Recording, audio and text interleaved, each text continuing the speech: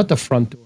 Oh, We are live, and here we are. Here you guys are with your Superman review. We're going to be reviewing James Gunn. No, I'm kidding. I'm kidding. We are not going to do that. We're not going to talk about Superman, but we are going to talk about some Supermen and some Superwomen in the Oh. squared circle. That's pretty good. Yeah. That was good. I mean, that just came right off the dome. That was good. But yeah, you're on the Island of Relevancy, definitely welcoming. And I thought about getting some sound bites, and it was only because of that Keith David video. And I keep thinking about getting the Franks Above the Beans, where it's like sound bites. And when I introduce you, we could like. I think that would just step our game up to another level. That would. I don't know if we're ready for that yet. I know I'm not ready for that yet, because then that would just require me to do some like work. It required me to do some work on the pod. But here you are, the Island Relevancy, the pod where this is not a job. This is just fun. This is just two wrestling fans talking about wrestling. And how you doing, Frank? I'm doing pretty good. How are you doing? You know what? I'm doing better now that I'm finished with two of my classes. I'm down to 2 classes now instead of 4. The way this online university schedules, like they don't call them, it's not a semester, it's terms. Right. They break each semester down into 3 terms. And because it was the summer semester, they broke down 3 terms they broke down one semester into like 3 overlapping terms. Okay. Which was a nightmare. So Yeah, I took 4. Yeah. That sounds rough. It is, because it's all condensed too, and everything is just happening all at once. But the good thing is it's over, and I'm down to 2 classes until I get my bachelor's, and then I'll have more time to like prep for this stuff and make everything look pretty and have nice sound effects and actually publish the podcast, because we are the Island of Relevancy podcast. Which we don't have the I keep forgetting to ask you about that too. Yeah. But you know, when I get more time, probably towards the end of the summer, that's good. This will get more. I'll get more focused and make this as great as it's gonna be. I think we're doing wonderfully. I mean, we're doing fantastic. We're doing fantastic. Because I mean, we're relevant. And we are relevant. We are relevant. And you know, say that again. We're listened to. That is true. That is true. Road Dogg, for sure, listens and takes notes, because this Friday they went down to 2 hours. It was a tight 2 hours, and it felt good. Like it wasn't the greatest SmackDown of all, but at the same time, every Friday night doesn't have to be the greatest SmackDown. But it was a fun time. It was some banger matches, better matches than they had any right to be, and it kicked off with a surprise return. I mean, we had Cody come down there. Crowd was hot. Randy pops out after him, and then they said words. And Drew McIntyre, the Scottish psychopath, popped back up. This got ruined for me because they taped this SmackDown after the Raw the week before to give the wrestlers a full week off after the travel, the ones that went to Saudi, and then you got the 4th of July. So they taped it, and I saw a screen grab of him coming out, and I was like, oh, damn. Stay off the internet again. Right. But yeah, it was not spoiled for me. I'm glad you didn't spoil that for me. No, I know. I knew better. Like Drew is not one of the, like when his music hit, I was like, oh, that's surprising. It wasn't like Stone Cold, like the glass shatter, but at the same time, the idea of like Drew, last year's MVP, I've said that a few times. 100%. He's kind of in a strange place now, because you want him in the main event picture, but who do you put him in the main event picture with? You got Randy Orton, right? 2 huge men about to do battle. Yes. Saturday night's main event. Cool little segment. I mean, wasn't the greatest segment of all, but I mean, it started out the show pretty hot. No, I enjoyed it. I again, Drew coming back. I didn't know when he was coming back, but Drew coming back was hot. It was great. He's been very much missed, and yes, if he's going to stick on SmackDown now, that's good. But we haven't had we have a draft that's probably coming up. I don't know, between now and SummerSlam, maybe. Probably after. I would say, yeah, probably After to see, because I have a comment on that. Instead of a list, I wanna break down something I think is going to happen at SummerSlam tonight. Okay, well, we could definitely get into that. But before, I mean, Drew said words, and then he decided he wanted to get too close to the Viper, and the Viper struck with a nasty RKO out of nowhere. Love it. I do. Like, it doesn't, like, Randy Orton is such an all-timer, man. No matter when he hits, who he hits the RKO with, it gets a pop every time because it really is out of nowhere. Like, you could, sometimes you could telegraph it, but even if you telegraph it, it still looks beautiful. Right? It still looks great. What's going on, Matt? I mean, there's only one podcast chief. That is Frank. Matt. I appreciate you. For sure. He comes in acknowledging you. He does. He acknowledges us. For sure.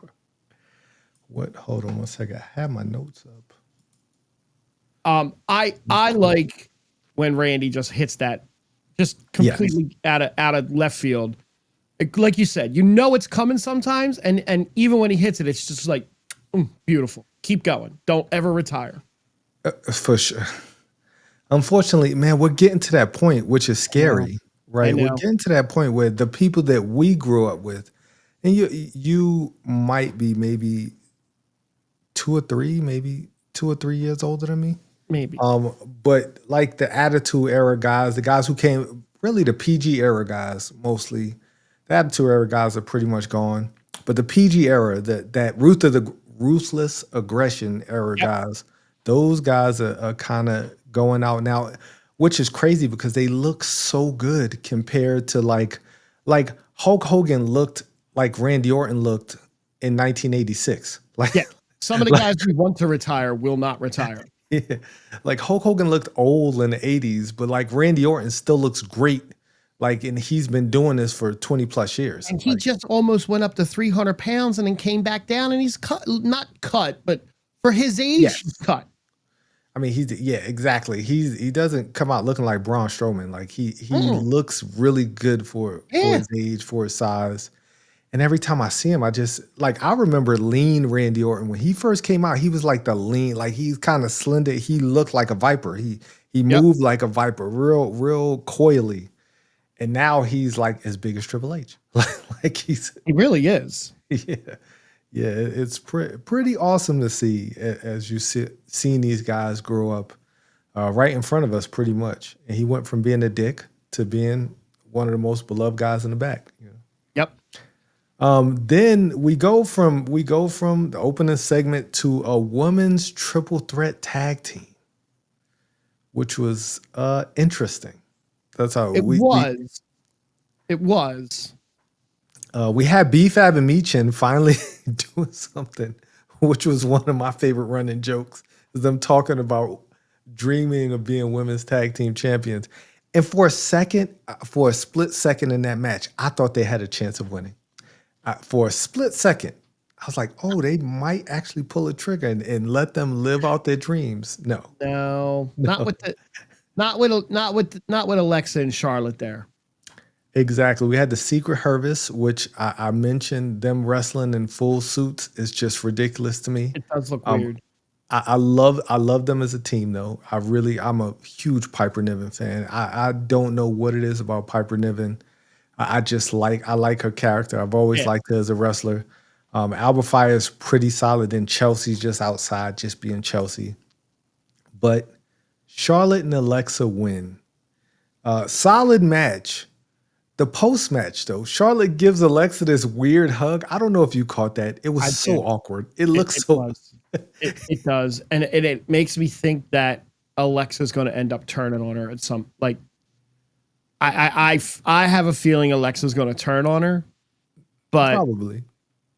But you cannot push Charlotte as a babyface at all. Alexa can get away with going babyface.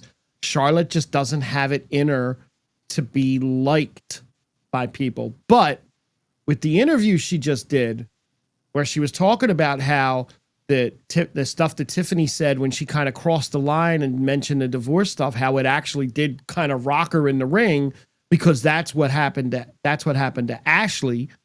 Yeah. That's her real name. That's not what happened to Charlotte. And she broke down a little bit, not crying, but she broke down her life about it, like a lot of things that have gone wrong that the public doesn't really know about, and how she feels about stuff. So she came off very, very sympathetic. It's a pretty good interview, but it makes you like not look at her as, oh, it's Charlotte Flair again. Now you kind of look at her like, damn, girl's had a lot go on in her life.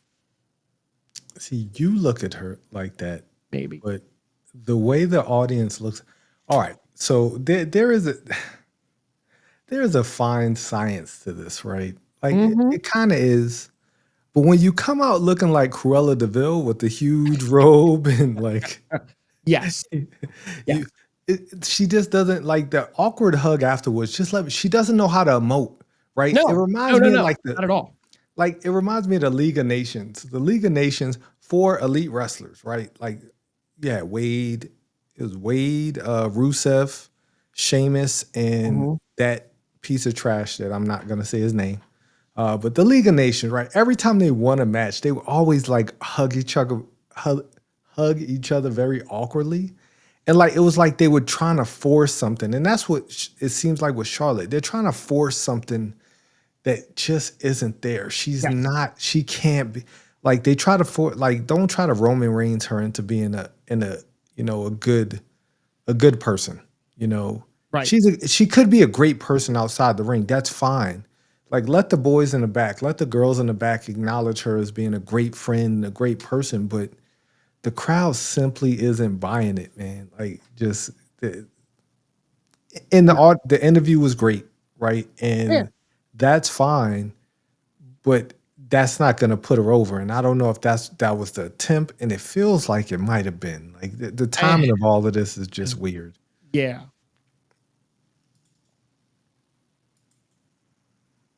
But it was a very awkward hug. You know, I just saw this comment, man. You better lay off. You better lay off the former Queen Nia Jax. That's funny.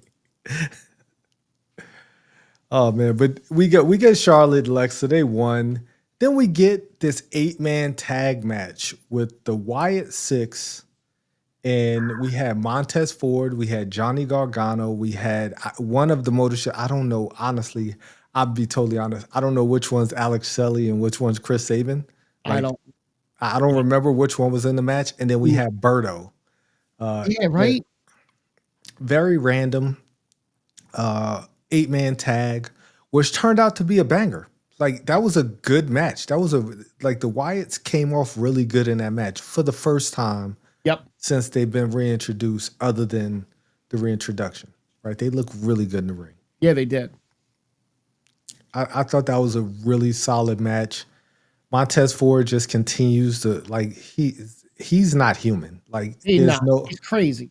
He does some things in the ring. He does some things athletically that humans should not be able to do. No. I don't want them to split up the Street Profits, but I think he has a window of time in which he can truly become a real main event player. Yep. And that window is not going to stay open forever. No, it's not. And that's really, I won't elaborate too much. That's why my crazy is because I was on the wrong camera this whole time. I was wondering why my camera looked weird. Anyways. Back to Montez. Yeah. But yeah, like a great match. The Wyatts won. Eric Rowan looks like a monster in the ring when he's against anybody. Yeah, it looks like they're not. I thought maybe the Wyatts would kind of fade away. It looks like they're not fading away. They're gonna get their moment. So okay. I mean, they have a cool entrance, but what do you think about that entrance every week? Like I what? think you do look a lot darker now. Oh no. I do think, see, every week, now that you're down to 2 hours, right? I'll go back to that. That's a little bit of a longer entrance. So, there you go. Now, Yeah. now that you're down to 2 hours, you got a longer entrance. So I don't know if that's going to work every week, but yet if they're not there every week, then they fall out of, like, kind of start to forget about them. I don't even think you can shorten that entrance up too much because of the whole aura and the mystique of the entrance. Yeah, I think each one of them need a new, like they need their own signature entrance because like they can't come out. I mean, you could come out as the White at 6 every week, but it once again, I feel like that's gonna But if they start hurt coming the out aura. on their own, is it going to lose some of the flavor? Like if Eric Rowan comes out to his own awful Def Jam entrance, Yeah, don't let Def Rebel right? Def Rebel, Def Jam, Def Rebel, say the Def, yeah. If Don't- if they start coming out one by one, or you just have like the two that are the eventual tag champs, because eventually they're going to get the belts, right? yes, they don't need them, but They don't. Maybe they won't, but you can't have them jobbing the whole time. I mean, they did win this time, so that's something.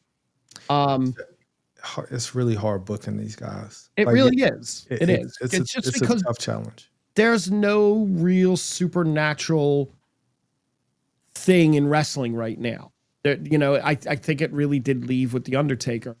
And Bray. Like with Bray passing, that kind of snuffed that flame of that little supernatural thing out. It does tend to lean more. This is a hard word to use for wrestling, but realistic. Yes, and Bray and I was about to say, Bo, he just doesn't have it. Like when he's in the match, he just doesn't have that. Good wrestler, love him as a wrestler, but he just doesn't have that same aura, Right. that Bray had. And I mean, how can you? Like Bray really was a generational talent. Yeah. But I mean, I wonder what that's going to look like moving forward. How can you build on it, right? Where do you build them to? Like, what are we building this to?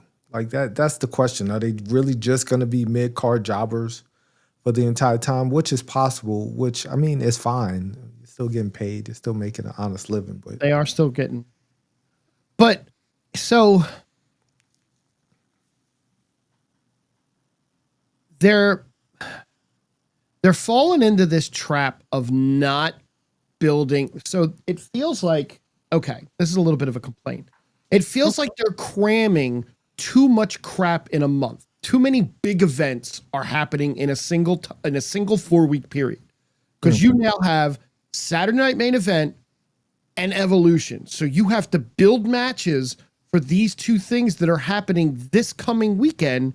What's this weekend? The 12th, 12th, the 13th, 12th and the 13th, right? So this SmackDown is happening on July 4th, but really it was filmed June 30th, right? Mm-hmm. So you have less time to build for Evolution, which is supposed to be this big major thing to showcase these wonderful women, and you have to build the Saturday Night Main Event.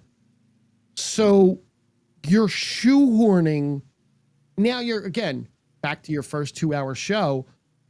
Maybe they should have waited another week to go to the 2 hours. Like maybe get through this Evolution and Saturday Night Main Event so that you could properly build. Because what we get next was the most shoehorned thing that you could shoehorn in wrestling right now, and it was done horribly.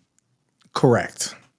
I do love me some Trish Stratus. But next we get Tiffany coming out. Tiffany was wearing a sheet for all into she was wearing what she was wearing. Then Jade comes out next looking like a goddess with the crown. She's Yeah. now the queen of the ring. And Tiffany says, I get to choose my opponent for Evolution. And she chooses Trish Stratus, which I would say a year ago probably would be everybody's dream match. It's like, oh man, this is Tiffany Stratton versus Trish, Trish Stratus, every fanboy's little dream. And like you said, it was real. Like this is a week before the show. Like you have no time to build. It's just two people who respect each other who are gonna fight, and that's really fine. If it were like Kenny Omega and Seth Rollins, like if Right. it was two of the greatest wrestlers of a generation, where it's just like we're just gonna get this dream match. But it is odd. And I mean Trish always delivers. So that's the thing. Trish is I think maybe my age, maybe a little bit younger. She But is she still in her delivers. 50s, I know that. Is she? No, I'm sorry. She's 49. I apologize. Okay. Oh man. She's born 8 days after me, 4 years after me. Oh, okay. She's born December 18th, 1975. Oh. She's getting up there. But she can still, I mean, well, last time I saw her, she still looked pretty. You announced this match, right? And Matt's saying that there's no matches announced for SummerSlam. That's not true. There's one match announced for SummerSlam. And then a second match, if you Google it around, there's a second match actually announced for SummerSlam, but it's not official. Well, there are two matches for sure for SummerSlam. You got women's. Cena Rhodes. Yeah. And then Jade and whoever. Jade Tiffany. Yeah. Mm-hmm. But you're now, what's the point of Trish and you know what I mean? What's the point of Trish and Tiffany? Look, they could pull a swerve and put the belt on Trish. They really could. I don't think that's a good thing, but hey, you never know. You do not. I mean,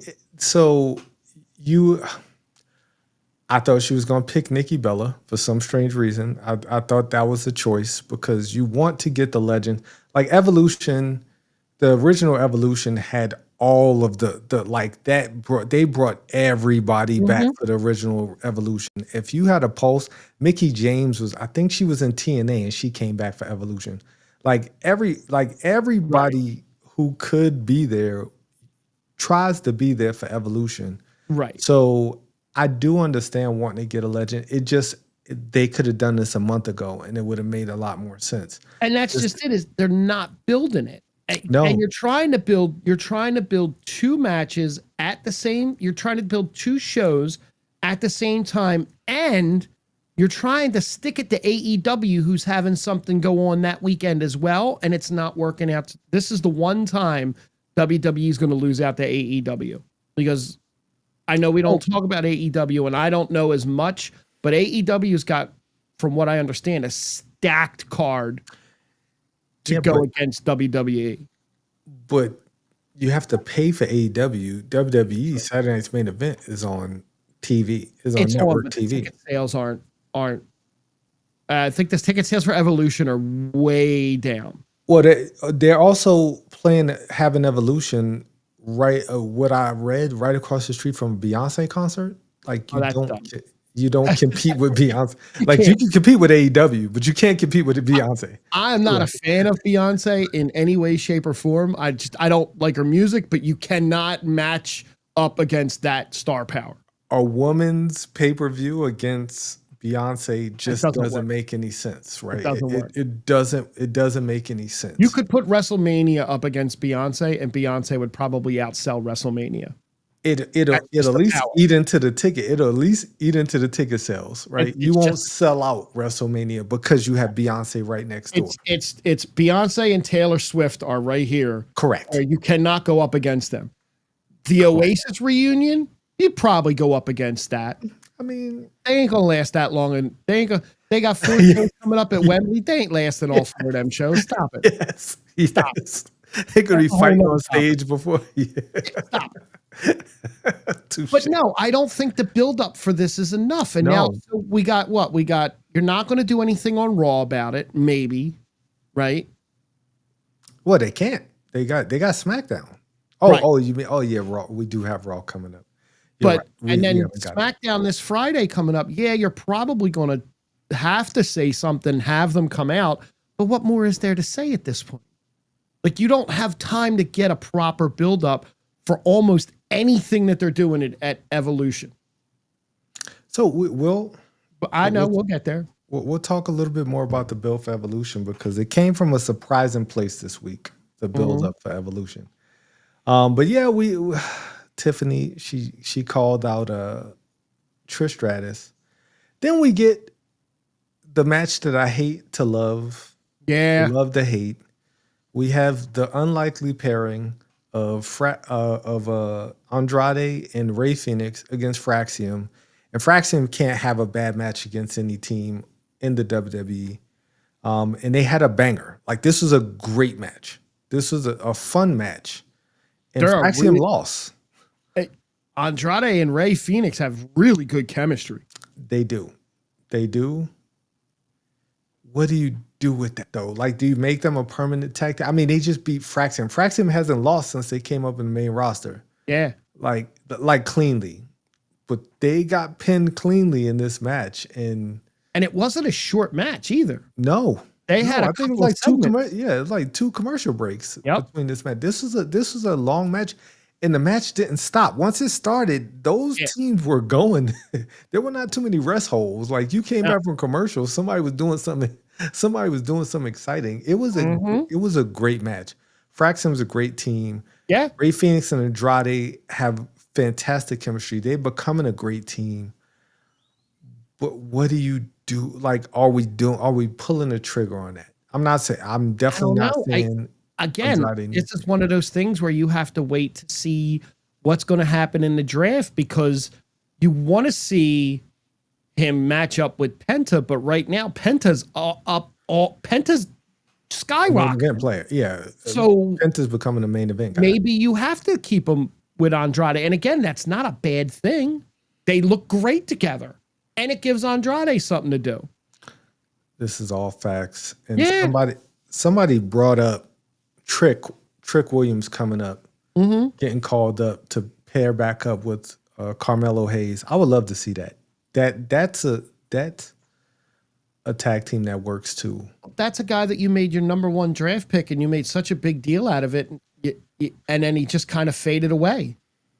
Like, the Miz is gone, and then Miz is off filming the TV show, and like, what's happened to him? I mean, Carmelo got engaged, and that's awesome. I'm super happy for him. But outside of that, he's not even on TV. Maybe because he got engaged. I don't know. But, he's disappeared. He has. And they're pressing, Aleister Black. He's getting a lot of screen time. There's something brewing between him and Damian Priest, which I think is going to pay off really well. That might pay off on night one of SummerSlam. Who knows? That wouldn't be bad. We're going to have 2 nights of SummerSlam. They're both going to be hosted by Cardi B. Yay. Wrestling fans. Y'all thought Travis Scott was... Y'all thought y'all didn't like Travis Scott. Now, don't get me wrong. I love me some Cardi B. Like, I can't say I listen to her music, but I love her personality. She's just so herself, right? Yeah. And the WWE fans are going to light her ass up. She's gonna go in and just get booed out of the building. It becomes comical after a while. So yeah, we might see some with Damian and Aleister Black. But what we did see to close out the show, he might not be your tribal chief. He might not even be my tribal chief, but he's the new head of this new family, because that's what he said. He said he got a new family. They're all Tongan. He's Samoan, but we're not gonna think about that. So he got his ass beat at the beginning of the show, hanging out his car. Just hanging out his car. Jacob Fatu ran up at the beginning of the show and just beat him while he was hanging out of the car. Look, I've said it, you've said it.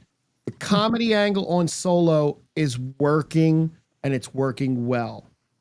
It is. Oh man, he did beat he whipped him bad at the beginning. I completely forgot about that. But at the end of the show, who was standing tall? It was your boy Solo, Tala Tonga, Tonga Loa, JC. I'm not really working for everybody. Mateo, the new family, whatever they want to call themselves. They were standing tall. I mean, Jacob won the match, Good match. Yeah, it was. Jimmy Uso, we don't give Jimmy enough credit.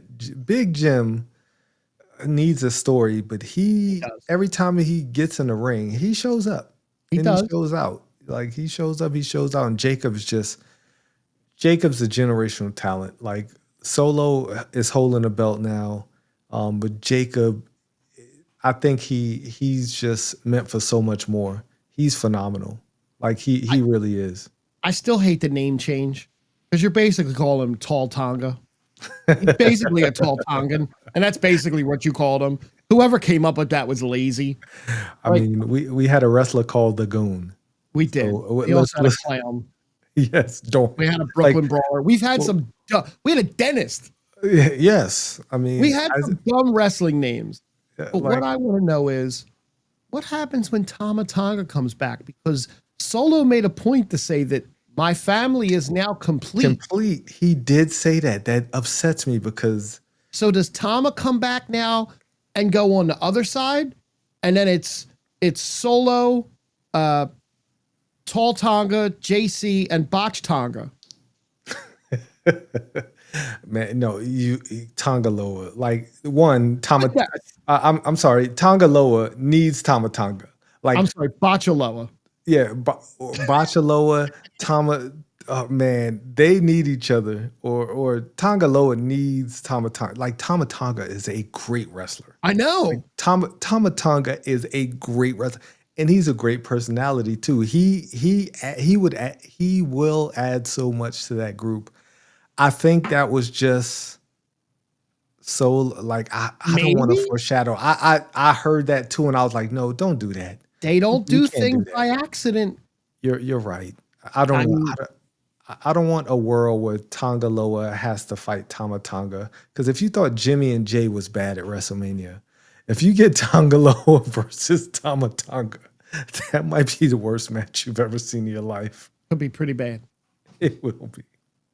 But it wasn't a bad SmackDown. It was No. the 2 hours flew by, and you had the one match in the middle that took up a little bit longer. You had what, 3-4 matches total? Some backstage stuff, some in-ring stuff, and it all meshed pretty good. They finally found the formula, I think, that works. It wasn't. SmackDown. It wasn't a way. Like No. I didn't sit there. Like you really didn't have a chance to breathe. Like there was a lot of stuff happening, and it felt really good. Like it really did feel good. Were all the matches great? No, but at the same time, they were really good matches. Like they didn't have any bad match on SmackDown, No. which the wrestling is never really the issue. It's generally the other stuff, right? And which we'll get to Raw because they could have used some of that other stuff that they decided to put in the VPN version of Raw. The out of country version of Raw, which really upsets me. Kenny version of Raw. Yeah, exactly. The uppity version, the rich people version of Raw. Right. Rich. But yeah, I mean, I enjoyed this episode of SmackDown. I thought it was pretty good. So I'm really intrigued to hear your SummerSlam predictions or your SummerSlam plan. So SummerSlam's coming up, and by the time we get to SummerSlam, we're going to be down to what? Roughly 10 to 12 John Cena dates, right? Is where we're probably going to be at. So John Cena's out of action right now until the 18th, the July 18th SmackDown. Taking a break, filming a movie, doing press, whatever he's doing. He's doing his thing. He's got a handful of dates left. It's under 20 now. So you don't want John Cena to walk out of the WWE as a heel. We've said that many, many times before. There's been a lot of teasing lately about Cody Rhodes. Lot of teasing, lot of chatter. What if we get the double turn at SummerSlam? What if we get Cody has been pushed down, and he's come up, and he's pushed down again. Look what happened to him at WrestleMania 39, right? WrestleMania 39, you were set to be the champ. You were set to be the man, and The Rock showed up and went, nah, bro. Hey, Kenny, what's up? The Rock showed up and was like, nah, bro. I'm going to be in the main event. So Cody loses. Now Cody has to spend an entire year keeping that momentum to get back to WrestleMania 40 to prove that he is the man to win that belt. And he does, and he overcomes it. Right? And he holds the belt for a year, and it was a lackluster run for him. It wasn't a great run as a champion. No. And now you're screwed over by The Rock again and John Cena. And why not turn him at SummerSlam? Why not have the ref bump? Cena grabs the belt, doesn't hit him with it. Cody grabs the belt, hits Cena with it. The ref wakes up, 1, 2, 3, because everybody is cheering Cena now. Yeah. Ride the wave. Turn Cody now. Don't turn Randy, because you're teasing a Randy turn. Don't turn Randy. Turn Cody. Keep Randy as the face. And now you start a program from SummerSlam into the following year with Cody and Randy. I like that idea. My only concern with that idea is Cody coming out and sounding exactly like John Cena sounded coming out and say, "Oh, you fans, you guys turned on me, and when I needed you." Like, that's my fear. Yeah, but you know what? If Cody is going to go do Street Fighter, give him the belt anyway. Give him the belt and let him go away with the belt. What? Don't Roman Reigns Cody? Touche. Okay, you know what? I'll buy that because Roman's going to come back. That's a heel thing. And go away again. But that's a heel move, is to take the belt and disappear for 2 months, a month, whatever. And now you give John Cena the full spotlight of his retirement tour, and let him wrestle some fun. Let him have some fun final matches, and let him wrestle. I keep seeing Braun Breaker as his final opponent, putting over Braun Breaker. Fine. Oh man, yes. Let Braun murder him in the ring. Right. I don't want Cody to come out and say that the fans turned on him. I don't want Cody to go down that John Cena path or the path he did in AEW. If I want him to be a heel, I just want him to be a dick. Like John Cena's being a kind of an asshole. I want Cody to be a dick. But without shitting on the fans during the whole time. See, my idea of Cody being a heel is really the Homelander route, where he thinks he's the hero. Right. Like he's still like in his mind, I'm right. I saved wrestling from John Cena. Yeah. I hit John Cena because John Cena threatened to ruin wrestling, but I saved wrestling by getting my belt back from John Cena. Take your heel run on that level where you believe that you're right. You're not trying to ruin wrestling. I'm here to save wrestling. You're doing the exact opposite of what John Cena did. Yeah. John Cena realizes the error of his ways. He embraces the fans. He does the challenge for his last match. Somebody from the back come out. Who's it going to be? Here comes the dog. Man. Like, I want to see Braun hit the ropes like 8 times. I'm writing the script. Call me. Road Dog's listening. Road Dog is listening for sure. There it is. Road Dog is listening for sure. Kenny is picking up what I'm putting down. I saved wrestling from Roman Reigns. I saved wrestling from John Cena. I am the hero. You know, and it's perfect because the boys' final season is coming out. Hit the like button. Hit the subscribe button. All the Ace Raiders. All of the Raiders. We appreciate you. Definitely appreciate you, Ace. But you're talking about Cody wanting to save wrestling. There's somebody who has a vision for a better WWE. There is someone, he's a revolutionary. He's a visionary. He's the greatest wrestler on this planet. His name is Seth freaking Rollins. And he opened up Monday Night Raw, right? He comes out with his group of just big, meaty men like Bronson Reed and Braun Breaker. They just give off just this aura of like, at some point, in all honesty, they look like they were ready to beat up Seth Rollins. And like Bronson keeps talking about beating up Seth Rollins. He brought it up. He brought it up again. A lot. He brought it up like 3 times in this promo. Like, I hurt Seth Rollins really bad. Like, I thought that was really funny. And Seth is just standing behind him like, why is he saying this about me? Listen, this faction finally felt like it clicked the way they opened the show. Yes. Not only did Braun just take the microphone and the facial expressions of Seth and Paul Heyman made that work. Yes. It was an absolutely great start, and that group finally felt like a group, because for the last couple of weeks, all you've had is Seth talking, and Heyman talking, and the two of them just standing there and now you're finally getting some personality from the other guys, and that's what's been missing. Yes, Braun showed a lot of personality on Monday. Like, and that's what I like.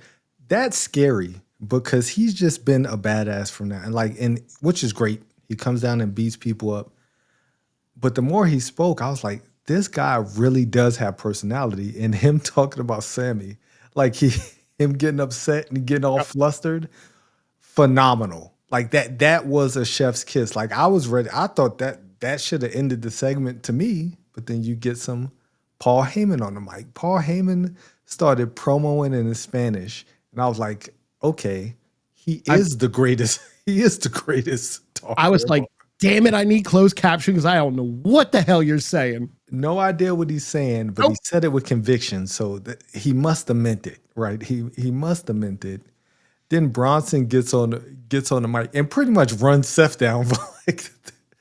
Now, there's a lot of people out in the wrestling universe saying that they're setting the table for Braun to turn on Seth. It's way too early for that. No. Maybe sprinkle some seeds, but everybody knew the moment they got together that that's the end game. That match, that's a WrestleMania match. That could be WrestleMania 42. Yeah, or 43. I think 43. This year, right? No, next year. The next one coming 42. Up is 42. Yeah. Okay. Yes. Maybe it is a full year out. Mm-hmm. The fact that Paul Heyman name dropped Roman Reigns that much had me on the edge of my seat at the end of the match, wondering, are we going to get it? Is my boy coming back? We'll see. We'll see when we get to that part of the match. We will see. But I thought this was a phenomenal opening. Like, I thought this was fantastic. I believed in the group since they began.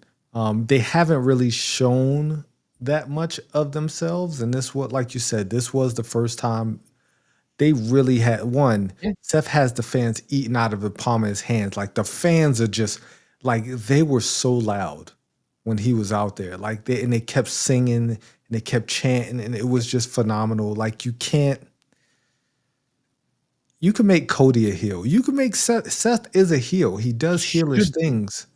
Right. But people still get behind him. Like, a lot of it has to do with the music. It's 100% the music right now. Yes. Kenny, Evolution was together from January 2003 to October 2005. So it was about 2 years.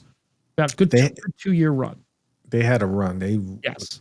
But no, it's 100% his music. If you change his music, and I listened to on Sirius, they have 24/7 wrestling channel now, which I would love to get on because we're awesome. But anyway, I was listening to Busted Open, and I was listening to Bully Ray, and he made the greatest point. You want Seth to become a heel. The next time Seth comes out, Seth tells the crowd, "You love to sing my song. Now you're never going to hear it again. This is the last time you're ever going to hear that song." And the next time he comes down to the ring, he has different music. You got to twit. If you want to be a heel, You got to make the fans not like you, and the fans are going to continue to like Seth as long as he has that music that they can sing along to. That's what the fans like to do. They like to sing along to shit. But I think that lends into Seth's kind of like Jim Jones's, like kind of like he's like a cult, like a revolutionary leader. Yeah. Like he believes in what he's saying, and he wants you to believe in what he's saying because he is a visionary. He's a revolutionary. He's not doing it for him. He's doing it for you. Kind of Is it, Matt? Is that when Chris Jericho came down without music and the whole crowd sang him out? Because I saw the clip of that. It was the Judas song, and Seth. And I know that, or was it because he wasn't allowed to play it, or something happened where Jericho came down with zero music. He just walked to the ring, and the crowd sang him down to the ring, which was awesome to watch. Okay, yeah, that was the stipulation. Okay. He couldn't have the music because that's what gave him his strength. That's what got him over. It was the music. Right. And you're right. The crowd sang him down, and that was probably one of the greatest AEW moments. Really was. They were dope.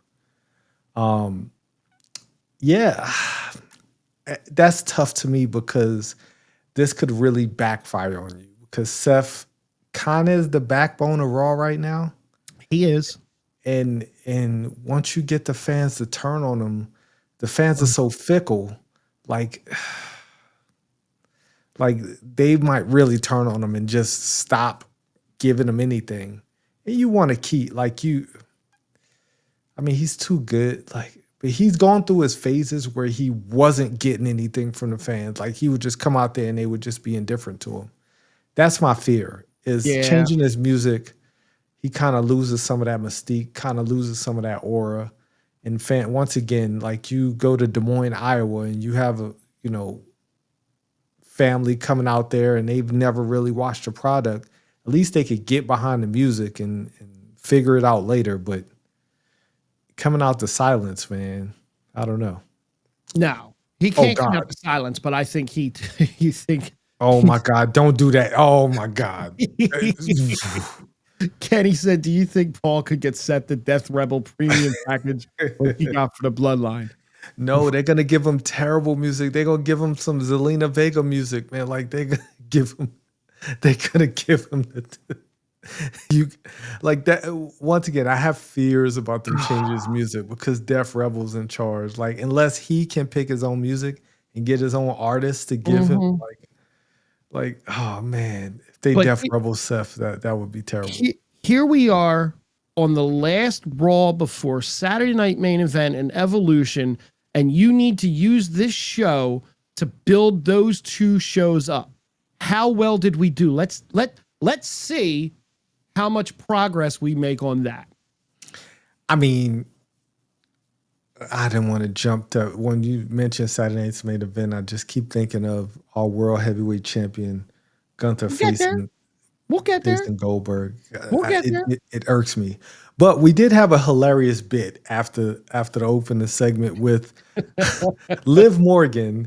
They have a picture of Liv Morgan with candles around her as if she was dead, which is hilarious to me. Yep. And Raquel loses it because she's like, "Why are y'all doing?" The Judgment Day, we thought they were dead. Yeah, but they're not dead because they are just they've Finn has reinvigorated the group with his shenanigans because he's been doing all these things with Roxanne. The Liv Memorial, hilarious, great, and then the cake, phenomenal. Dom, it was a phenomenal cake. Yes. Dom, who got me the cake? And AJ Styles just pops. I used to do that to my soldiers where I would just pop out of nowhere and just like I'm watching you for no reason. And that's what I thought of. Just out of nowhere, just AJ Styles and Dom Dom's so great. Like he gets it. And AJ is such a chameleon because he can do serious, he can do comedy, he could do it a little bit of everything. It's a shame that the greatest intercontinental champion of our generation is injured right now. It is a shame. And he has a doctor's note. So, he does. I mean, he has a doctor's note, and he has a doctor's note just to make sure, just in case you want to check it, he'll let you read it. Make sure you got your readers on. But that was a really fun segment backstage. Then we get Kairi Sane versus Roxanne Perez. A match that, I mean, it wasn't, I don't think they actually like went into the third gear. I don't think they hit Yeah. all of the beats they could have hit. But it was a setup match, right? It was a setup match to get us to Evolution, right? We have a fatal four-way for the women's tag team championships. So Kairi Sane, Raquel, I keep wanting to say Raquel, but Roxanne, Kairi Sane got a win, which she really needed. I think she deserved that win, given her last week of her last month or two of just unfortunate incidents. Yes, correct. Yeah. She got the win. Raquel jumps in the ring. They're about to put the beats on her. And Asuka comes and makes the save. And we have the reunion of the Kabuki Warriors, which I kind of first saw because we don't have too many other women's tag teams on Raw to fill out this fatal four-way. So now at Evolution, we have Raquel and Roxanne versus the Kabuki Warriors versus Alexa and Charlotte versus Zarya and Sol Ruka, who just got announced for the match. Didn't have any type of match on NXT or anything, but they got announced. Okay. Very, very intriguing fatal four-way because you have four great teams of wrestlers. And it's for the belts, right? Yes, this is for the women's tag team titles. And that's Raquel and Roxanne holding the belts. Roxelle is a proxy for Liv. You just said Roxelle, and that is now their names. Roxelle. Roxelle. I love it. Like that is now. No, if that name pops up at any time now, I know you're listening. I know Paul, Jesse. I know that you guys are listening. For sure. Like I know they're listening anyway. For sure. Roxelle. That's legal and binding now. Roxelle TM. I'm gonna get to this question. Kenny, in a few moments. Okay. Because in my notes, I put that there was a Jackie Redmond sighting because I love Jackie Redmond. Jackie Redmond's backstage. She's talking to Sami Zayn, who is giving his last interview before he was murdered in the show. He's given an interview and then he leaves, and then Scarlett and Jackie Redmond on the cameras at the same time. Are you all right? Did you need resuscitation at some point? I did. Okay. I love me some Scarlett. I love me some Jackie Redmond. Only thing missing would have been a Kathy Kelly walk by. Oh man, too much of a good thing is just stop watching now, Paul. But then we get the American made Brutus Creed. So Julius and Brutus Creed, they're trying to show personality now, and they're trying. You could tell that they're trying. You could tell they're trying something different. They're making them goofy frat boys now. They're like bros, gym bros. Yep. That's what they remind me of now. Yep. And Ivy Now, who is a very talented wrestler, just doesn't get enough chances to show how great of a wrestler is because she doesn't have the personality she doesn't have the looks, I would say, too. She don't have the looks of a Scarlett or Maxine Dupree. They put them on TV a lot, and I don't feel like Ivy gets that opportunity. She gets inserted into the Battle Royal, which I don't think she'll win, but she gets inserted in the Battle Royal, and the Creeds keep saying, how is El Grande Americano wrestling tonight because Chad's injured? Yeah. I don't know what they mean. I don't know what they mean. That doesn't make any sense to me. No, that's weird. The two things have nothing to do with each other. And Brutus, he's a bro. He probably lifted too many weights that day because he kept thinking that Chad is El Grande, and that's simply not true. It's an impossibility. No. I saw his x-rays. Chad has a completely broken arm, whatever it was, an elbow injury, whatever it is bad. So he can't be El Grande. But the question I have for you is El Grande Americano an X-Men? because he grew, Did. and that's not human. He also spoke Spanish with a German accent, which was weird and cool at the same time. Extremely. But yeah, that it was a really funny skit. Nikki Bella says that she's now entering the battle royal. Bless Nikki Bella. Like she really, her and Liv were gonna have a good match. And unfortunately Liv got hurt. So I don't know why they didn't get another singles opponent. Yeah, that's weird too. That was a weird thing. And before, so Kenny asked the question, have any batches of call-ups been handled better than Roxanne, Julia, and Stephanie Vaquer? I think Kevin Owens probably had the best call-up. Like Kevin Owens fought John Cena and beat John Cena in the John Cena Open Challenge. That's like, true. I think that's probably the best call up, and like they really rolled it out for Kevin Owens when he got called up, you know. But like as far as like a batch of wrestlers, I can't remember another batch coming up and actually having this much success. Paige won the championship on her first night. Now she just likes to hang out at the zoo. No knock on her. I love me some. Do what you gotta do. Yeah. Respect. I don't know. I don't think as a group now. Yeah. So there's Kevin Owens for the men and Paige for the women, but as a group, I mean the 4 horsewomen though. Like you think because I think all 3 of them got called up. Was it? Bayley was on. Was it at the same time? Mm-hmm. Okay. Charlotte,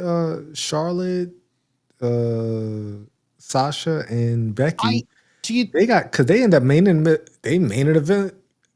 a wrestling. They did. But do you think there's more of a focus on the women's wrestling now than there was when they came up? There's like a brighter spotlight on women in wrestling now. I mean, I know they main evented WrestleMania, and that's probably never going to happen again. And that was like a big monster major thing. But do you think there's a bigger spotlight on women coming in now than there was when those 4 came up? Well, I think those 4 were the only great wrestlers during that time. Like now there's like 20 wrestlers. There's like 20 women wrestlers on the roster right now who could really be in contention for a title. Like they have a plethora of talent. And then in NXT, they're just more frothing at the bit. Saul Ruka is really next. Like Saul Ruka, we're gonna see an Evolution on Sunday or Saturday. Saul Ruka is just, she's something special. Like she can do it all. Like she has everything that all of them have, and then some, with a little bit of charisma sprinkled in there. No, I don't know if Bianca. I don't remember when she came up. She might have came up with them because she was in the NXT during that time. She might have came up around when Bayley got called up. Because she never won a championship in NXT. Like I was very skeptical of her getting called up actually. But yeah, I mean, those 3 are really doing great things. Bianca debuted on the main roster at WrestleMania 36. I don't even know what that was. April 4th and 5th, 2020. She appeared on night 2 to help the Street Profits fend off Angel Garza, Austin Theory, and Zelina Vega. Following this, she became a member of the Raw roster and was later drafted to SmackDown as part of the 2020 draft. She was Binky somebody? Binky Bear? I don't remember that. That sounds weird. Yeah. But Binky Blair was her official name. Ooh. June 2016. That's what. Oh yes. That was her NXT debut. I'm glad you're not Binky Blair anymore. Oof. Binky Blair. Oh my god. Yikes. And just imagine like that talent having that crappy name. They would have fired her off the name alone and never given her a chance to like get over. My goodness.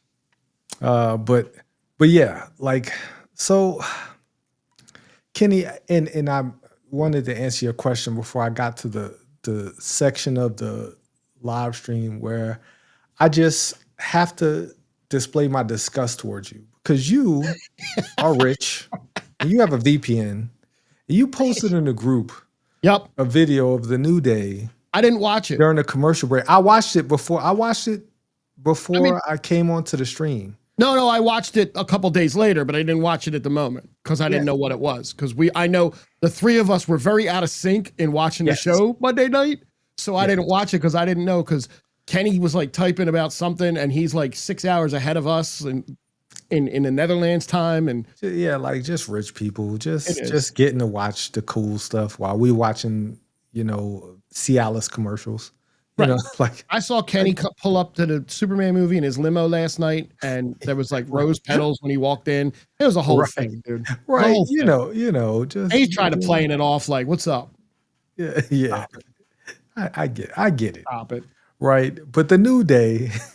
Stop it with your basic Netflix. You stop it. Basic Netflix package like that I watch in my rooftop condominium. Like, Right. But anyways, the New Day came out. Pool. Yeah. Stop it. Yes. The New Day came out and they were holding it, because they were talking about the heist of the century. And we're not talking about Seth Rollins, getting the World Heavyweight Championship at a WrestleMania. We're talking about the Judgment Day beating them. And they were dressed in all black. And I think they stole this from Chelsea Green because Chelsea did a little bit better. When she was wearing all black, they had the veils. But Xavier Woods said that Roll Island was the ass of New England, and I thought that was just the funniest thing I've ever heard. That was amazing. That was amazing. And Matt, to answer your question, who told the New Day they were happy that they cut Big E? That was Becky Lynch. That was great. So I don't understand why they would put this on during a commercial break. Right. Like it just doesn't make any sense. It's for the rich people. It is for the rich people. But that's not how you get New Day over. That's why they're run because they've done a lot of things during commercial breaks. Yep. Right. And poor people like me don't get a chance to see the cool stuff during the commercial breaks. And unless we're blessed with Kenny posting a video because he's so rich and he could like live stream it and do all types of other stuff. No copyright issues either. They're like he probably has an in with the WWE. I get it. I'm gonna have to see if I can't take out a home equity loan and get a VPN. Yes. This week and just so I can get some good stuff. Yes, but I mean I don't understand why they did that because the New Day showed up after the commercial break and that's when Becky comes and says, I'm really glad you guys cut Big E, which is a phenomenal line, getting more heat on Becky Lynch. But before Becky, because Becky came out and probably had one of her best segments since I think she's been a heel, and Lyra definitely had a best segment. Braun murdered Sami Zayn. He did. Braun Breaker. He did. Literally murdered Sami Zayn to the point where Sami Zayn said he has to take a leave of absence. And that's like a non-working storyline. But it wasn't just because Braun Breaker killed him. It was while Sammy was walking down to the ring with taped up ribs that Karrion Kross came out of nowhere and once again laid him out with a steel pipe across the ribs. He sure did. And I like this. I think Sammy ran out of PTO. That's a good point, Kenny. Sammy and me are both out of PTO at work. Man, because Braun hit him with 3 spears. Like, and the third one was just brutal. Like the third one was just nasty. And Sammy's such a pro, man. He gets in there and he fights from underneath so well. He had maybe 2 minutes in the match where we thought, oh, Sammy might pull it out. No, you're not gonna pull it out against Braun, man. That only works. Do you only works once. Do you think all of this is going to push Sammy to turn? I know we say turn to every single person, but I don't see. No. You can't turn everyone, right? You can't have everyone turn. You need some people on the good side. And Sammy constantly fighting from underneath to finally win that belt, which he will win at some point. But to win that belt after fighting from underneath is going to be, I don't know if it's going to be as big as Cody's WrestleMania 40 moment that was here in Philadelphia in Eagle Stadium that won the Super Bowl. I don't know if it's going to be that big, but it's going to be a big, big, big moment. I don't want to see him do that as a bad guy. No. I mean, now, don't get me wrong. Conspiracy Theory Sammy was great. He was very, very good. I love Conspiracy Theory Sammy. Like everything he does, he can make anything work. He's one of those guys. He can be a dogged heel, and he could be just the most sympathetic babyface. I don't think it's a good time to turn. Like, I don't think now is the time. His character is not stale. He's still super over. Every time he comes out here, with or without the music, he's still over. And he still puts on great matches. And I think we are building him for that world. Unfortunately, like, he should have won it in Toronto 2 years ago. Like, he should have won it before Cody got a chance to finish the story. Yep. That was the better story of it all. Like, the bloodline dissolving, him fighting Roman in Toronto. Just that was the perfect end to his story. Unfortunately, he didn't. But I do think, if not this year, next year's WrestleMania, I do think he closes it out and he wins kind of in like a Daniel Bryan fashion, or a Kofi fashion, like where he has to go through a gauntlet to get there.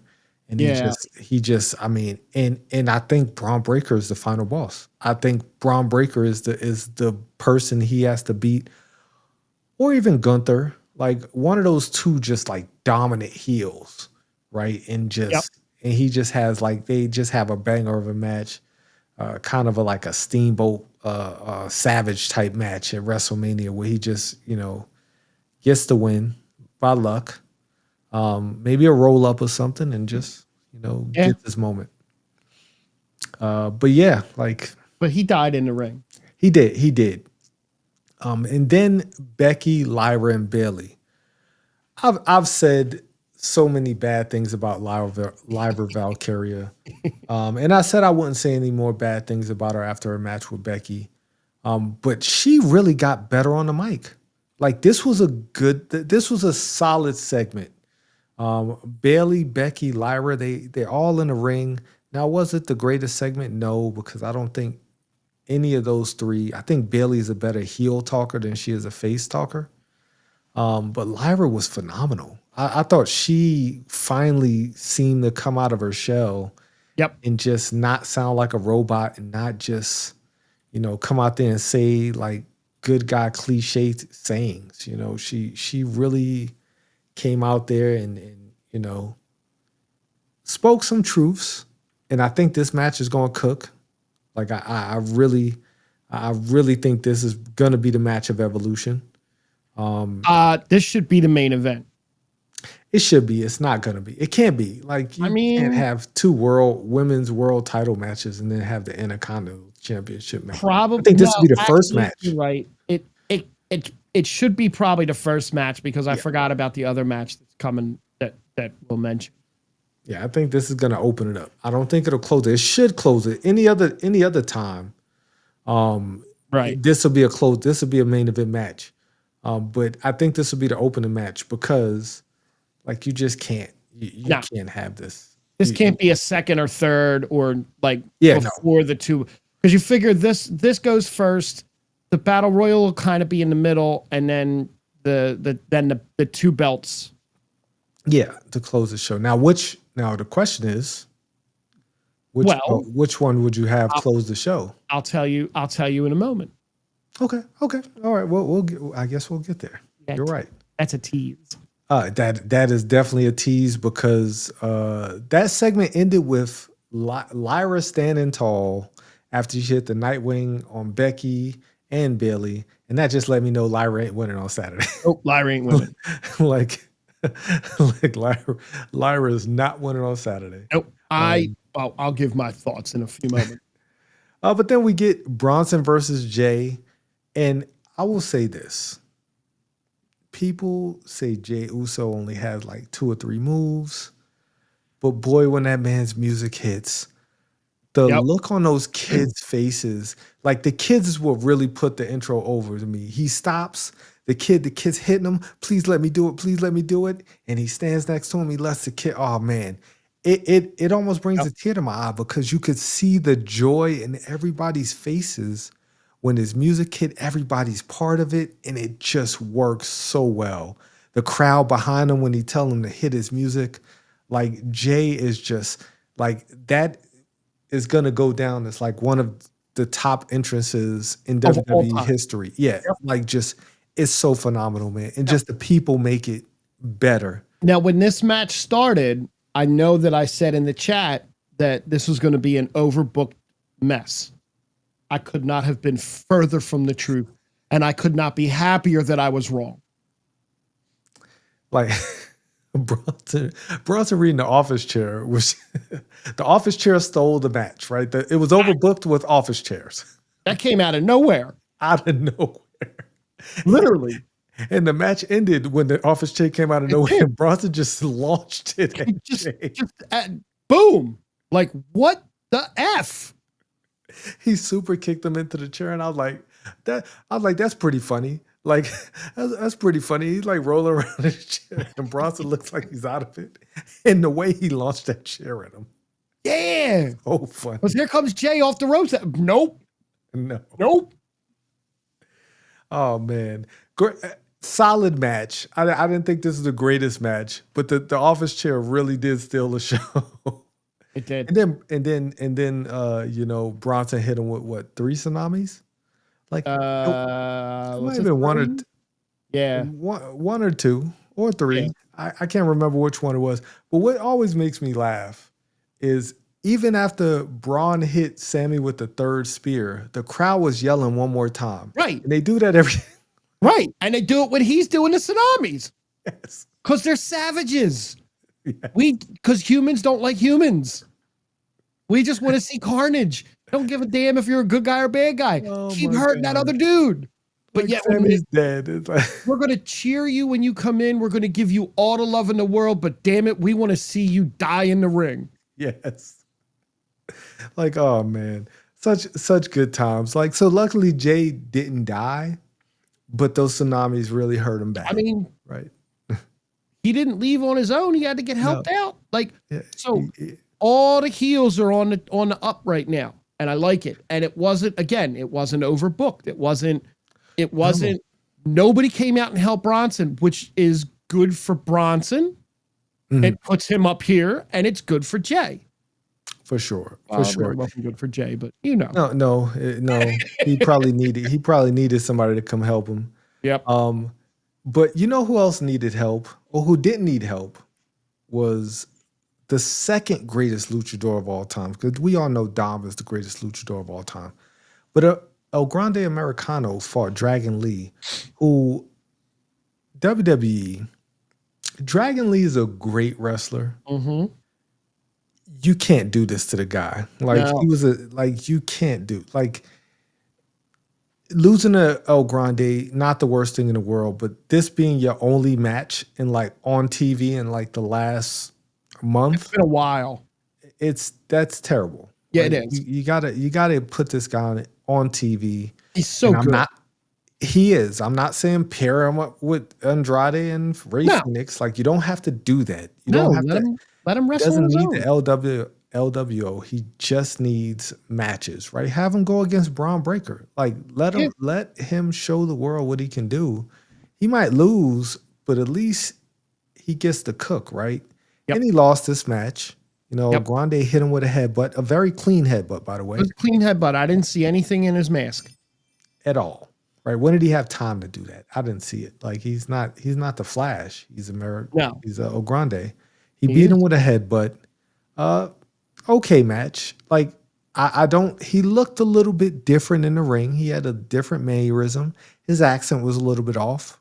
Like, I'll tell you what, just a little. he probably was still a little sore from Money in the Bank, so he couldn't do the normal stuff that he's usually able to do. That's what I think. It makes sense. That really does make sense because Money That and his X-Men growth changes your career. Yeah. Yes. Yes. Well, the Fantastic Four is coming out in a couple weeks.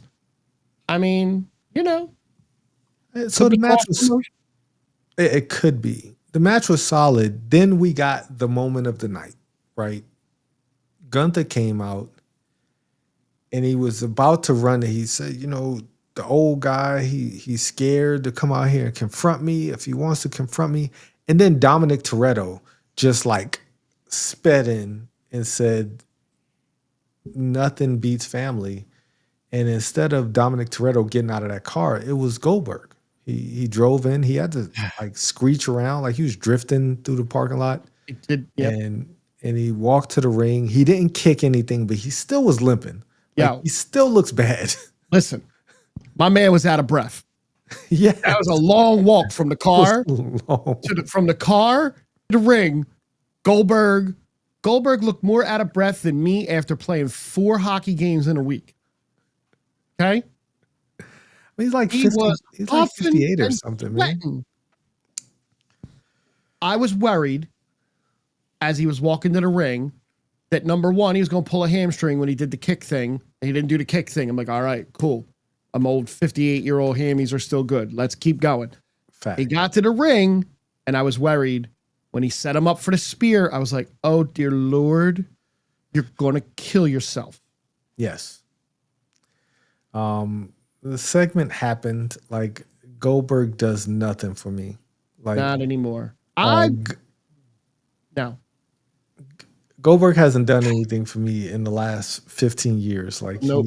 His whole WWE run, he was great in WCW. Don't get me wrong, legend, Hall of Famer. But like ever since he came to the WWE, he's just not been that guy for me. But I'm still scared. I'm still skeptical and intrigued by this match, how it's going to look on Saturday. But luckily for us, we're 4 days away? Gunther's got his work cut out for him to make this look like a good match. Yes. This is going to, if Gunther makes this look like a good match, he automatically is elevated to one of the greatest of all time. Correct. Just for that. And Bret Hart is going to be he's going to punch a hole through the wall. Oh, like so mad. He's so mad. But we get to our main event of the night. We get Penta versus Seth Rollins. Man, Braun Breaker. It just reminds me. It's just 3 fingers up, 3 fingers down. I don't get it. Like, what? He said it was like baseball. It's like baseball. Holy, that was the funniest line of the night. Their little backstage segment is what they need more of. Like the way the Bloodline used to have it. And they need more of that because they feel more natural and they don't feel like they're all uptight. That was funny. That was funny as hell. Correct. Great moment. But Penta and Seth had a damn good match. Yeah, they did. Ooh, man. Like, Penta showed everybody why he's one of the best friends, like why he's getting this push right now, because he is just a great wrestler. And Seth is just Seth. Seth can have a great match with anybody. Yep. And you just put 2 great wrestlers in there. This match had 2 spots that just will always live rent-free in my head. The buckle bomb into the Canadian or the Mexican Destroyer. It was crazy. Then Seth followed it up by headbutting Penta the other way. He like lifted his head up and like headbutted him in the junk, which made me laugh, which was a very innovative way of using your head to win the match. That was the buckle bomb though was a fantastic spot. Yes. That was an absolute PLE main event match, Kenny. You are right. Correct. And I told you before, I was at the barbecue on Saturday and me and Matt were playing cornhole. And every time I would get one right in the hole, I did the Penta walk. And I was up 11-6 on Matt, and Matt beat me by a point. Dang. Make sure I give Matt his props for making the comeback and winning. I still did the Penta walk. Nobody at the barbecue understood what the hell I was doing, but I got a laugh out of Matt for doing a penta walk back and forth to the boards. Well, I mean, maybe if you would have walked normally, you might have won. Nope. Don't walk normally. Gotta walk like penta. I'm doing that at Matt's house all the time. I'm just gonna walk like penta, and I'm just gonna walk up to him and do this all the time. Awesome. I mean, 16-4. I'm sorry. I was up 16-4, and he beat me by 1 point. Wow. Yeah, he made a good comeback. My arms started getting tired. You know how it is when you're old. Nice. Good Raw. It was great Raw. Really solid. I had a problem. Yes. I had a problem at the end. What was the problem? Paul Heyman did not say, "Hey Siri, call the boys," or sorry, my phone just grabbed, or dial any numbers. He just held his phone up. Stop it. It was black. Like it had nothing even on the screen. Yeah, no, the screen wasn't on. Right. Oh, I was mad about that. But before the boys could come down, Louisiana came out. Exactly. Louisiana Knight came out of nowhere, got his lick on Seth again. Yep. Which once again leads me to believe that he's not gonna win on Saturday. I mean, him winning doesn't really hurt Seth, but we can talk about Saturday Night Main Event in a second. Let's. Which one do you want to talk about first? Let's run through Evolution, because there's really not a lot to say about Evolution. Okay. You had asked me earlier what match I think is going to main event it. I think it's going to be, and I think Kenny said it earlier, I think it's going to be Io Ripley is going to main event it. I think that's your big match. There's only 1, 2, 3, 4, 5, 6. There's 7 matches, right? Yes. I love Paul calling people in the middle of the stadium. Yeah, Kenny, that's why I said we'll do Evolution first, because Saturday Night Main Event right now only has 3 matches. So this is an easier conversation. So we said what? We said that we think Becky, Bayley, and the bird chick is going to be first, right? Yes. I think Becky wins that. I think Becky wins that. Whether with interference in some way, because it's a triple threat, so she can do whatever the hell she wants. I think she wins that, and goes to SummerSlam with the belt and loses to Bayley at SummerSlam. I could definitely see that. Definitely see that. Me and Kenny, we're here. You guys met up last night and talked about it. But then I think the Battle Royal, I don't even know who's in the Battle Royal. There's a lot of women in this Battle Royal.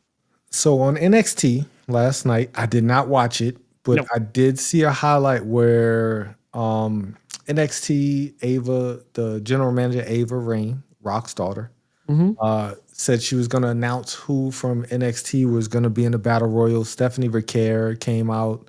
I think Jordan Grace came out, and they had a big brawl. It was like this is like the only, to me, like build of Evolution was this huge brawl. Lola Vice is in this thing. Jada Parker. The Bella chick. Yeah, Nikki Bella's in it. I think it's 20 women. I think it's 20 women Battle Royal.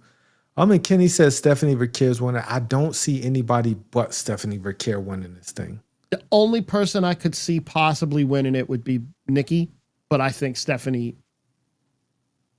Stephanie winning it. I agree with Kenny. For Stephanie sure. Vercaire for the win. I definitely think Stephanie's going to win this thing. She just has all the momentum right now. Then we have a no holds barred match. Right?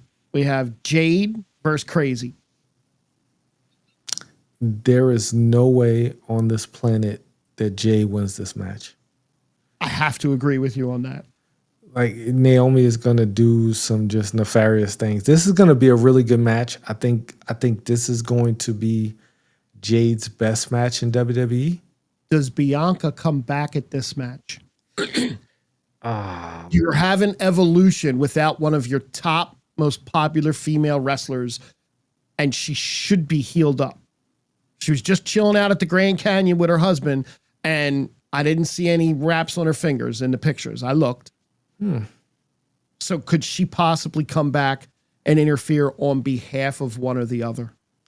I think if she does, she'll interfere on behalf of Jade, but like still cost her the match.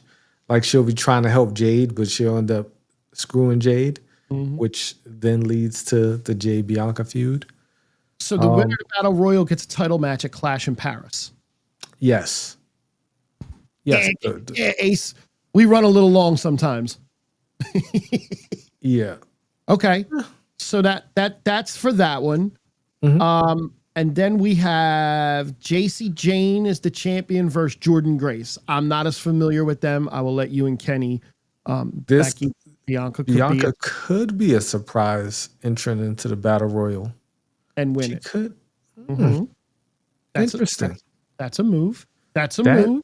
That is definitely a move, and still coming to interfere in the Jade and yes, Naomi. She could. Interesting. You know what, Kenny, man? That's good thinking. I didn't even think of that.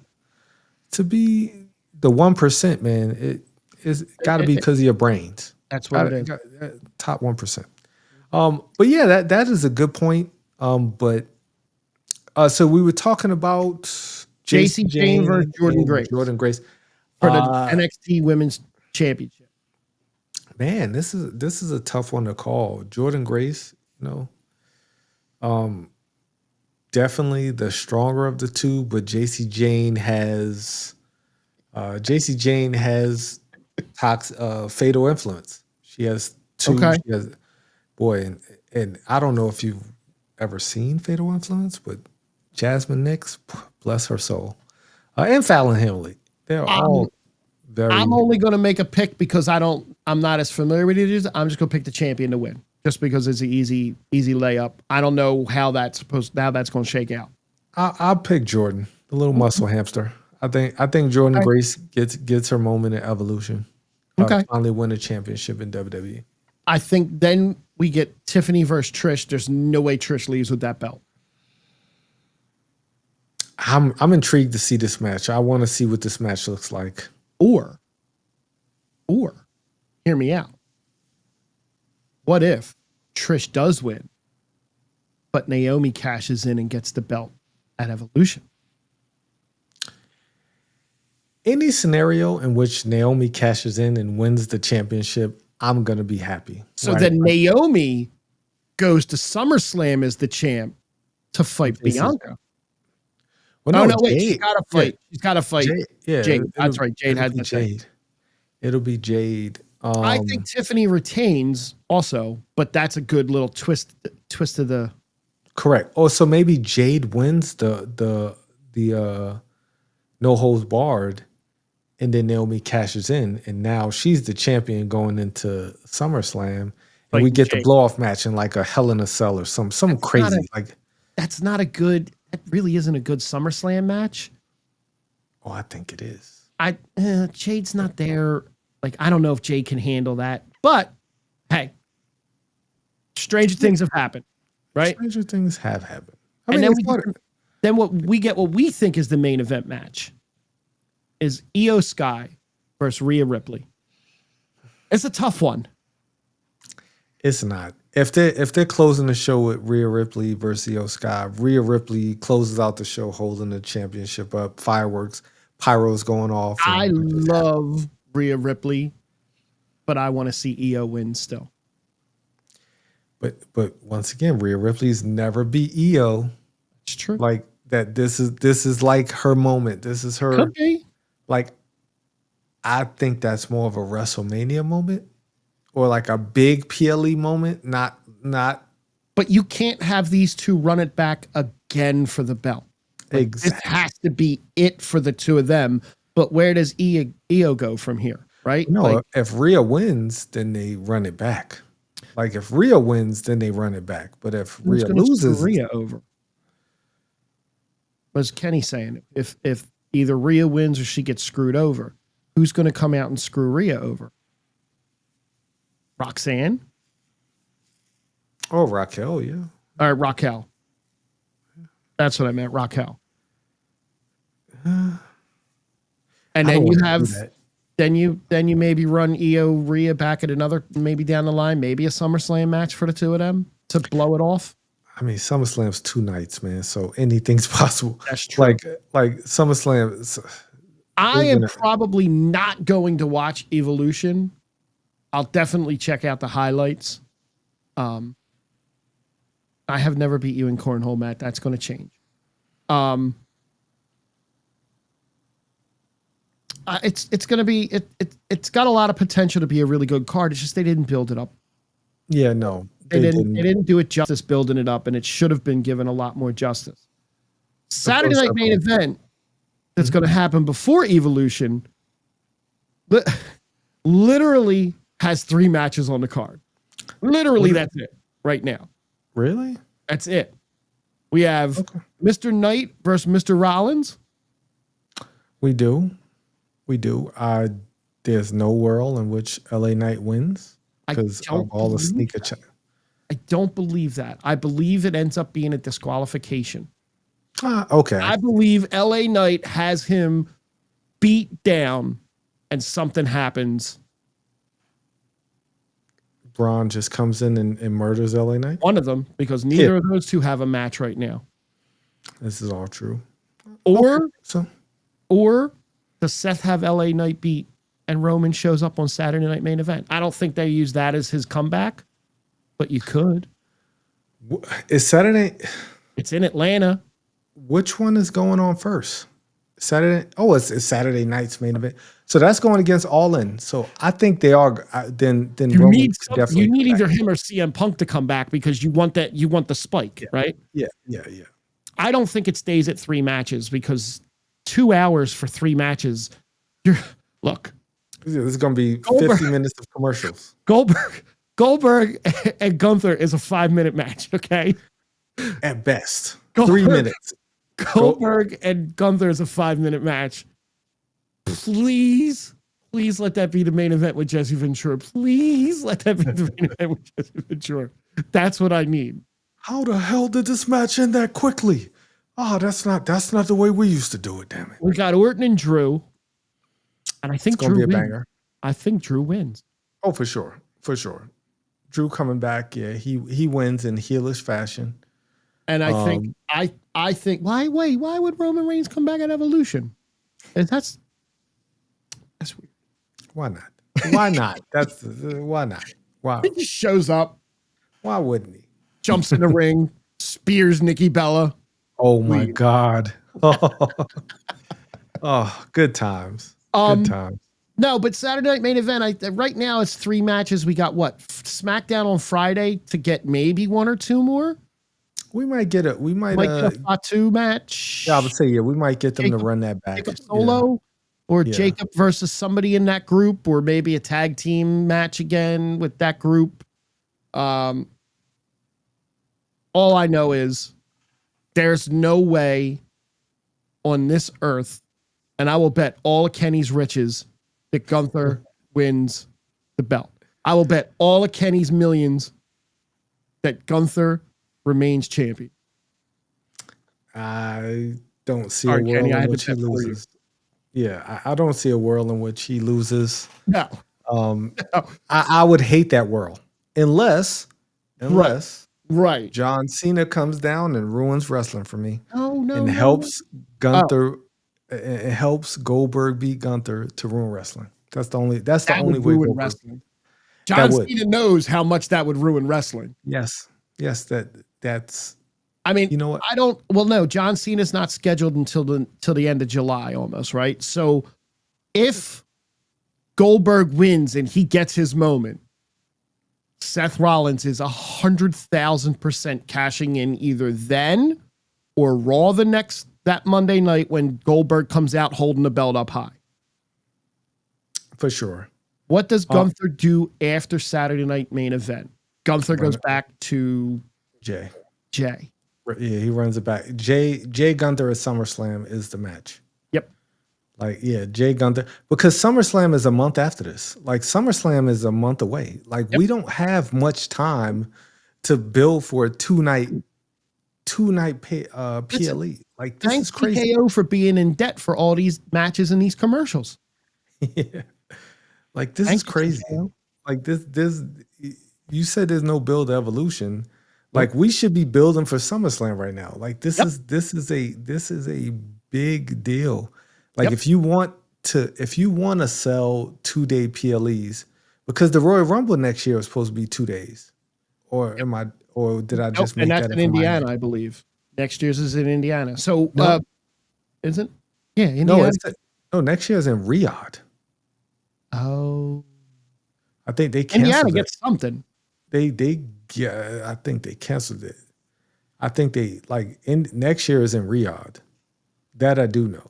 So speaking of Indiana, Pat McAfee, who has been missing from Raw commentary, is done until 2026 at least at this point, because he took time off because he was doing a lot. He was doing a lot of shows, and Yes. plus he does his show, and they gave him time off, and college football season starts in August. We're right there.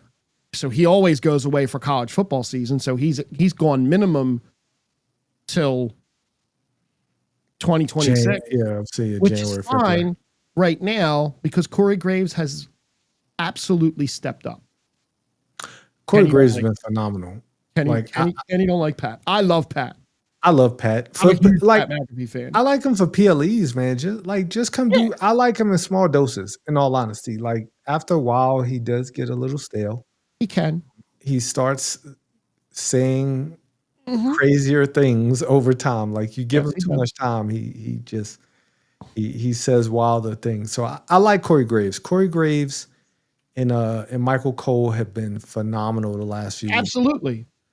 Like Michael Cole in particular, like when Braun was killing Sammy, like Michael Cole was just giving, man, his heart was just out there on the line for during that match. I think I like Cole and Graves a little bit more than I like Wade Barrett and Cole. I like Wade Barrett too, but I just think Graves just. I don't like Wade Barrett.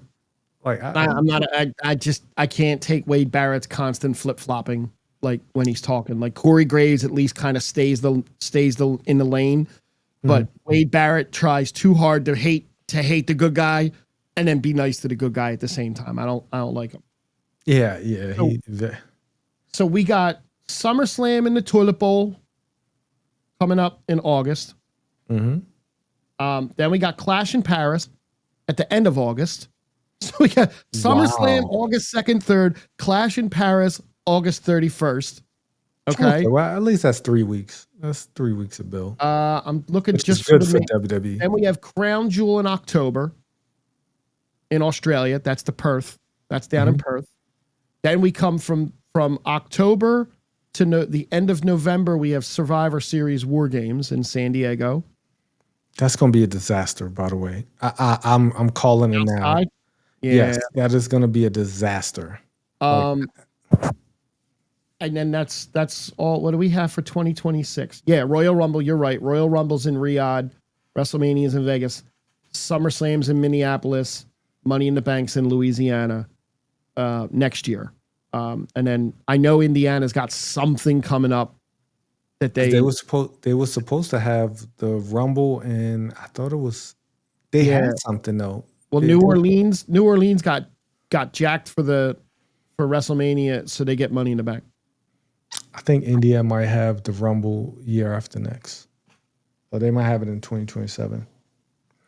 But either way, that this whole run, this summer run, is going to be. I don't think it's going to work out for the WWE the way they think it's going to work out. Nope. Because that 2-day SummerSlam is really gonna.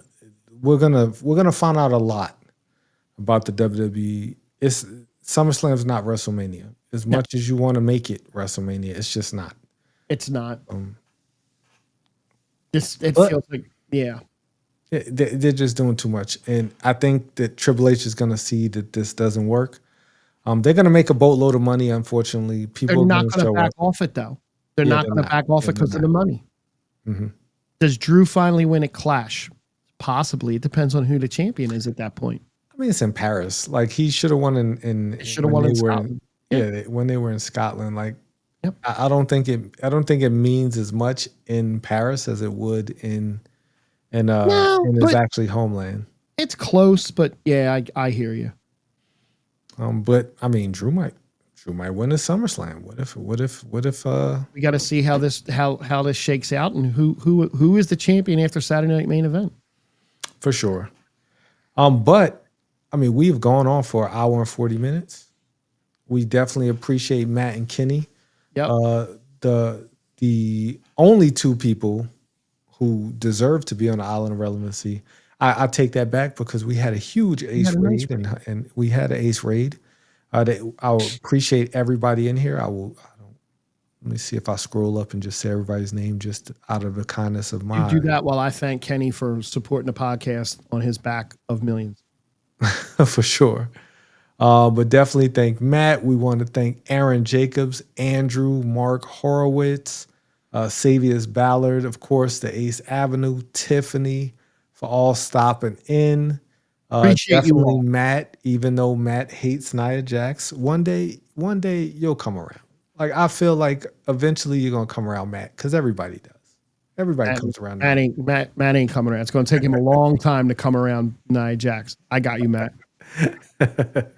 And definitely thank you, Kenny, and of course, thanks, Frank. Man, we wouldn't be able to do this without you. I wouldn't be able to do this without you because I'm really boring. And let's not go Gators. Matt said go Gators. Nah, go Birds. Like let's just go Yankees. And we'll catch you guys next week. Same bat time, same bat channel. And if you haven't, go watch Superman this weekend. I think you should.